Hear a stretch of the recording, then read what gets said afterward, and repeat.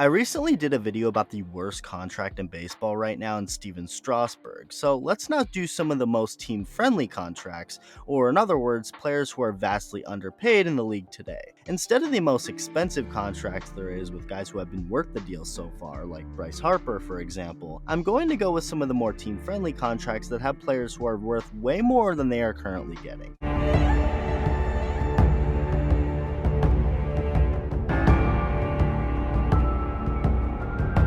To start off, Shohei Otani.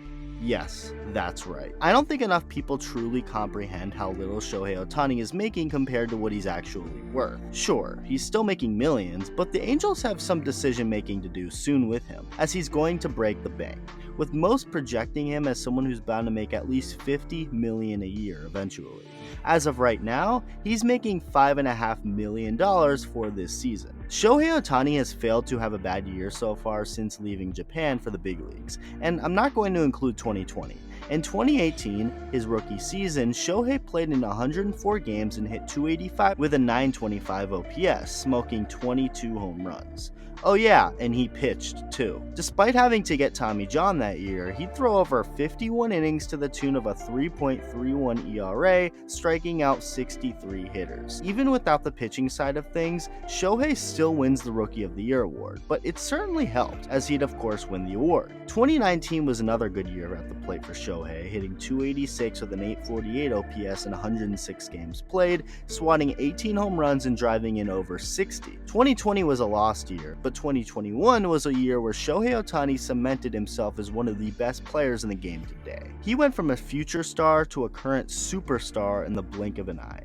In 2021, Shohei played in 155 games, hit .257 with a .965 OPS, hitting 46 home runs, 26 doubles, 8 triples, the most in baseball, 26 stolen bases, and the most intentional walks in the American League with 20, winning a Silver Slugger award. Oh yeah, and he threw over 130 innings with a 3.18 ERA, striking out 156 hitters and getting 9 wins. All of that led to a unanimous American League MVP award. Vladimir Guerrero Jr. is a guy who basically did it all offensively in 2021, yet wasn't even remotely close to winning the award. It was just unfair, because when you have a guy who hits and pitches both exceptionally well, nobody is getting close to that MVP award. Corbin Burns of the Milwaukee Brewers is easily one of the best starting pitchers in all of baseball right now. After an abysmal 2019 season where he pitched only 49 innings with an ERA near 9, Burns figured his stuff out and did so tremendously.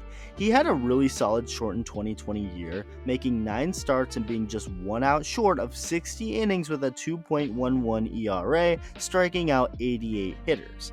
2021 arrived and Burns turned it up to a whole new level.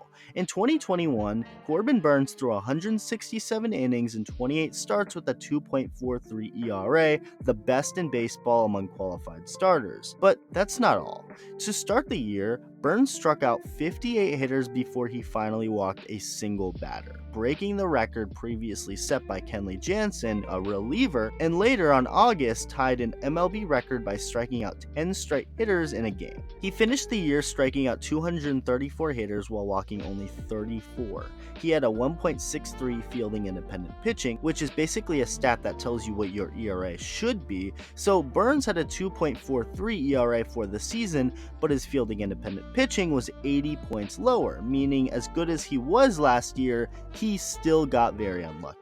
He had the best ERA in baseball, the best ERA plus in baseball, the best FIP, or fielding independent pitching in baseball, the best home runs per 9 in baseball at .4, the best strikeouts per 9 in baseball at 12.6, and the best strikeouts to walk ratio at 6.88, becoming an all-star for the first time in his career, and obviously winning the NL Cy Young Award. He was filthy, and the Brewers only had to pay him, are you ready? $608,000. To put that into context, Trevor Bauer, a guy who didn't pitch after the end of June last year, got paid $38 million for 2021.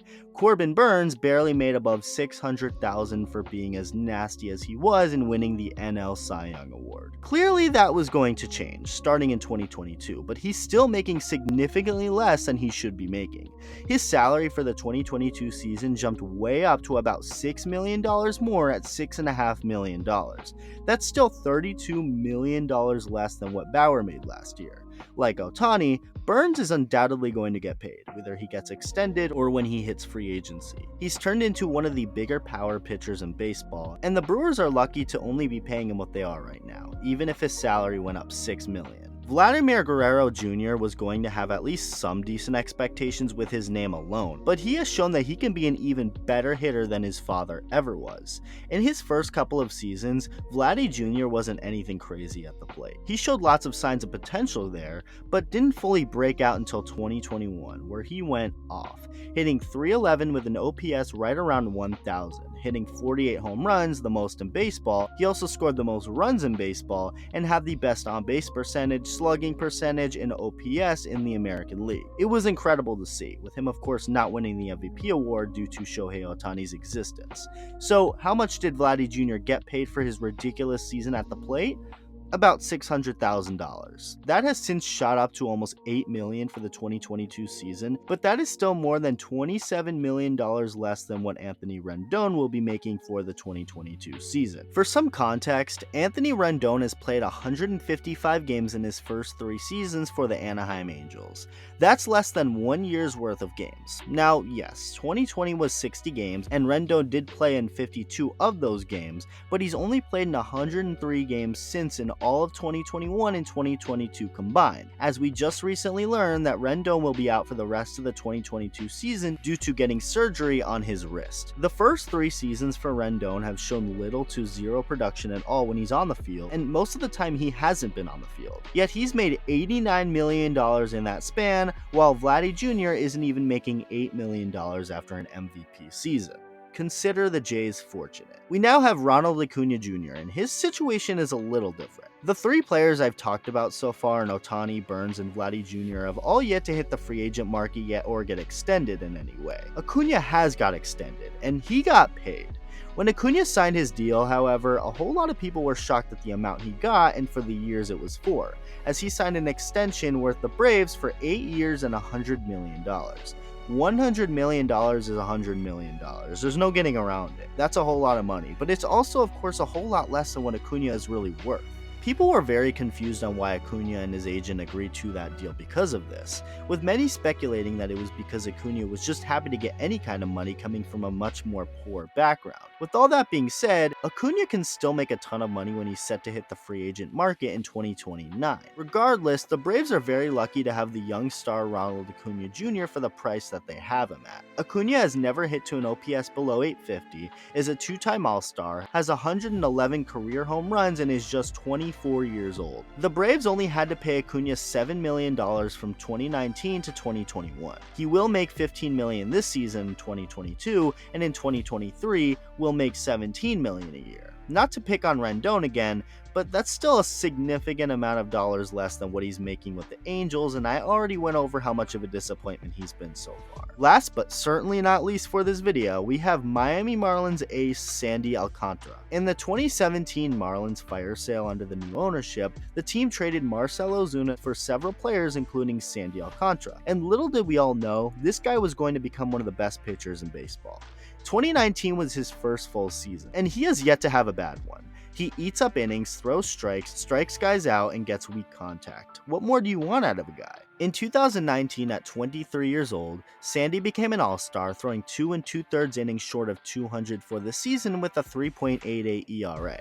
He had a great shortened year the next, but 2021 was when he really started to get some attention as he threw 205 2/3 innings with a 3.19 ERA and 33 starts.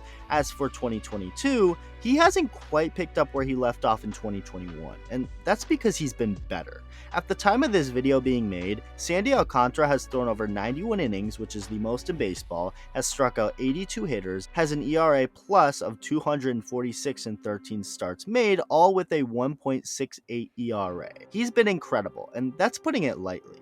Sandy and his sub-2 ERA are getting paid just $3.5 million for the 2022 season, is slated to make $6 million next year and $9 million for 2024, and it won't be until 2025 until Sandy starts making $17 million a year until 2027, where he'll make $21 million, which will be his walk year as he's slated to become a free agent in 2028. The Marlins have a Cy Young contender for $3.5 million this year. The numbers will continue to climb up as the years go on, of course, but he's not going to be making anything near what he's actually worth, at least not for now. Let me know who you think the most underpaid player in baseball is, and thank you for watching.